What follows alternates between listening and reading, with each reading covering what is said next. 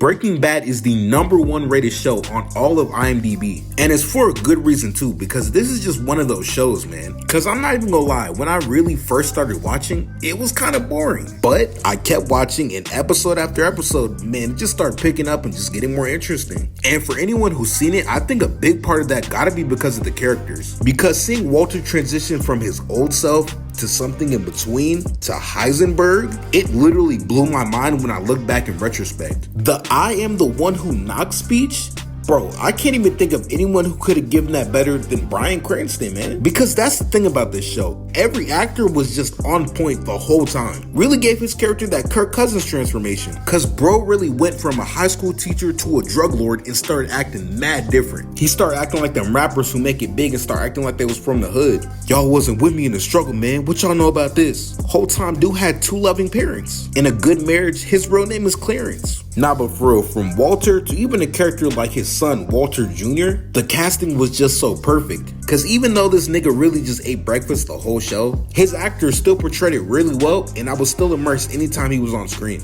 And maybe the acting was a little too good because Skylar's actress made me hate her character. And don't misinterpret what I'm saying, because a lot of y'all would defend her, and then y'all say things like, oh, but what about Walt? You love Walt, and he killed people, and immorally, he shut up, nigga, damn. I'm not even defending Walt. I think everybody's equally bad, but come on, bro.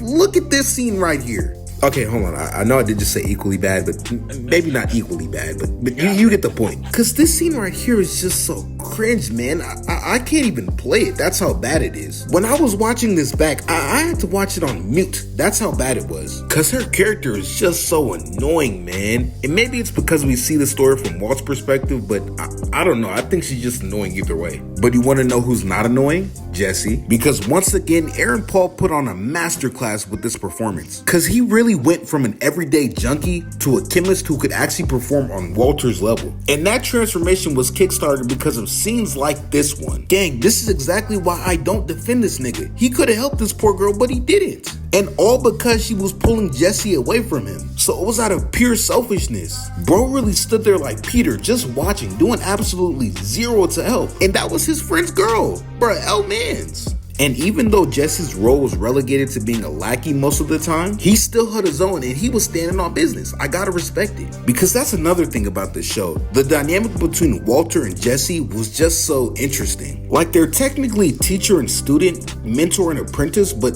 also like kind of brothers in a way, I guess. I don't really know, man. All I know is this was a dynamic duo on this show. Braun and Wade for sure. But if Walt is Braun, then Hank gotta be KD. Cause that was another equally as interesting plot point in this show. The detective vision of Hank, and then the cat and mouse game between him and Walter. Oh yeah, the scriptwriters were in their bag with that one. And that's the thing about Hank's character. He's arrogant, but in a really likable way. So a lot of the times, it works to his advantage in that he solves most of his cases. But of course, his fatal mistake was not suspecting Walt. Cause spoiler alert, I guess. His death was just...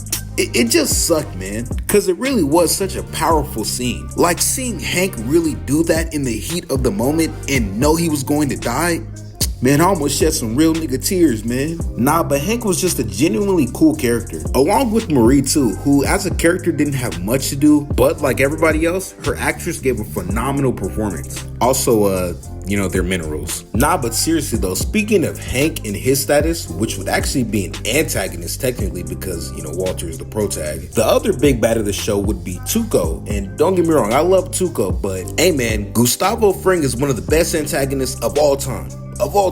Absolutely no cap, because bro, Giancarlo Esposito, he's just a great actor, man. And Gus was just a menace the whole show. He was literally a conniving and just intelligent monster from start to finish. He was literally just so cold and calculating. He was on the phone with the nigga as he was getting shot, and then he casually just broke the phone. Then the scene where he's literally washing his face in the bathroom as niggas are dying all around him, and he pays it no mind and walks out in the cleanest suit I've ever seen, by the way. Hey, real talk though, this nigga was dripped out. He was clean the whole show. Cause nah, bro, why did this nigga make sure his tie was straight as he was dying? Bro was obsessed with being clean, bro. We get it. We got it. Niggas aura farming at this point. Nah, but Fredo, shout out the special effects and makeup department, because this whole show was just a vibe because of how hard they went. Yeah, I mean, look at the fact that they actually spoke Spanish, or the scenes that took place in Mexico are color graded in a yellow tint, which, on a side note, is that like racist somehow? I mean, I don't think it is, but I don't know. Anybody who's Mexican down in the comments, let me know. And seriously though, things like Los Pollos Hermanos have a great set design and a lot of thought put into it, because this looks like an actual restaurant I would find in real life. Like, the whole show just captures everything perfectly. It really feels like it's set in that New Mexico area. Nah man, but this was such a great show with so many complex themes and morals, and I can't help but think of Walter kind of like Scarface. Not that they're even that similar, but I don't know, the drug thing kind of just correlates in my mind. Regardless though, whether it be Tony Montana or Walter White, they're both so deeply rooted in pop culture. Look no further than the memes. Like, this show was just a meme farm. Like, I know y'all have all seen this at least once. It's crazy, man, because even one like this, that he can't keep getting away with it, I had seen the meme before, but I didn't know the context. So when I got to this part in the show, I'm not gonna lie, it was still kind of sad. But at the end of the day, Breaking Bad is truly just one of those generational shows, man. And really, all I have left to say is, they're not rocks, they're minerals.